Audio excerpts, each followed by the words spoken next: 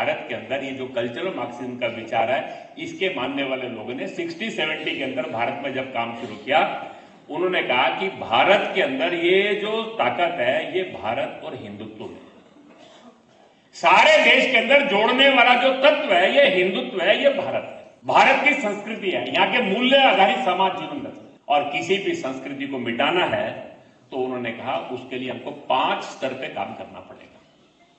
बहुत डिटेलिंग में आता, उसमें नहीं जाऊंगा, लेकिन केवल बातें बताऊंगा। पहली बात है चैलेंजिंग द हेगेमनीज। हर समय आप इस वर्चस्व को चुनौती दो। वो कहता है कि संस्कृति क्या होती है, ये रिलीजन में होती है, ये ट्रेडिशंस में होती है, ये कल्चर में होती है, ये वैल्यूज में होती है।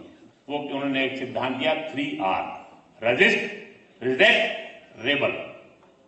आप रेजिस्ट करिए, आप रिजेक्ट करिए, आप रेबल करिए through writing, through speech, through actions, शब्दों से, लेखों से, बोलने से।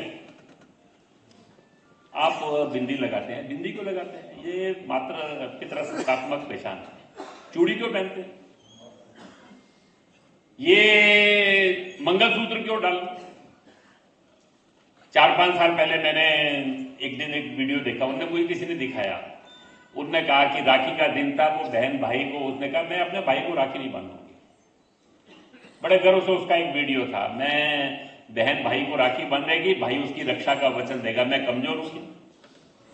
आजकल बहन फाइटर जेट उड़ाती है, वो आर्मी में, पुलिस में, बांधेंगे तो हम दोनों बांधेंगे, दोनों एक दूसरे की रक्षा का। अब वो भाई बहन की पवित्रता को चुनौती दीजिए ना, रजिस्ट करिए, रिजेक्ट करिए, रेबल करिए। अभी आप रक्षाबंधन पे देखिए, मैं देखता हूं आजकल, हर बार जब देखता हूं हजारों वीडियो मिलते हैं मुझे, जहां लड़कियां कहती हैं कि हमने नहीं। हर बात को रजिस्ट करिए ना। ये देशभक्ति क्या होती है, ये बलिदान क्या होता है, ब्रह्मचर्य क्या होता है। जिस देश के अंदर देश का मूल्य था संयम, ब्रह्मचर्य, वहां पर आज extra marital relation, pre marital relation, living, ये सब बातें होती है। विवाह क्या होता है? Resist, reject, rebel. हर बात को रिजेक्ट करिए, हर बात पे रजिस्ट करिए। क्रिएट द बाइनरीज, समाज को बांट दो, बाइनरीज खड़ी कर दो, पुरुष महिला, राम सीता, राम ने सीता के साथ अन्याय किया। समाज के अंदर स्वर्ण और समाज के अंदर दलित, ये सब आप कितनी बाइनरीज खड़ी कर सकते हैं, उत्तर दक्षिण। समाज के अंदर भेद खड़े करिए, संघर्ष खड़े करिए, बाइनरीज खड़ी करिए। हर एक को प्रिविलेज दिखाइए, एक को सबऑर्डिनेट दिखाइए। बेटा बेटी, माता पिता सब और संतान।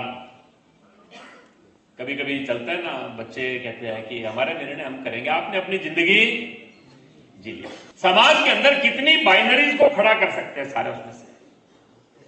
तीसरी बात है क्रिएट द न्यू आइडेंटिटी। समाज में नई नई पहचानें खड़ी करिए। बहुत सारे नए नए शब्द हम सुनते हैं, ओबीसी, दलित, ये सब ये न्यू आइडेंटिटीज है। लेस्बियन, गे, एलजीबीटी, समाज में नई पहचानें खड़ी कर सकते हैं और उसको मूल विचार के विपरीत खड़ा कर दीजिए। समाज जीवन के अंदर गुण, सरना, भील, सब तरह तरह की समाज की पहचानों को हम खड़ा कर सकते हैं क्या समाज के अंदर।